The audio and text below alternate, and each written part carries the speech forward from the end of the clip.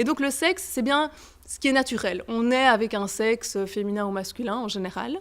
Par contre, le genre, c'est ce qui est socioculturel. Donc c'est la grande phrase on n'est pas femme, on le devient, mais on n'est pas homme, on le devient aussi.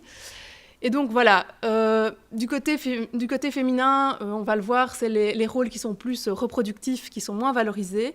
Et du côté masculin, les rôles plus productifs, que je vais expliquer tout de suite, qui sont plus valorisés. Et donc, du côté du sexe, c'est une différence physiologique qui, en principe, ne change pas, même si on peut le faire changer. Mais voilà, c'est plus figé. Et par contre, du côté du genre, c'est quelque chose qu'on apprend, et donc qui crée des relations inégales. C'est pas hyper facile forcément à changer non plus, mais on pourrait se dire que d'emblée, on a plus de pouvoir pour le faire évoluer.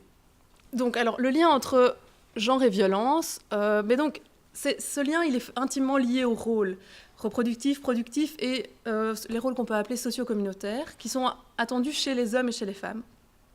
Donc, à l'espace et toujours au contexte historique. C'est parce qu'il y a des rapports inégalitaires, qu'il y a un phénomène de domination, que la force peut intervenir pour maintenir cette domination. Donc, c'est bien dans ce contexte-là. Et par rapport bien à ces rôles, donc les rôles reproductifs, c'est au sens large, parce que la reproduction, on pourrait l'imaginer, le simple fait d'être enceinte, d'avoir des bébés, mais c'est plus large, c'est la reproduction, ça peut être la reproduction de la force de travail au travers du fait de maintenir sa famille, de faire à manger pour tout le monde, voilà, c'est reproduction au sens large.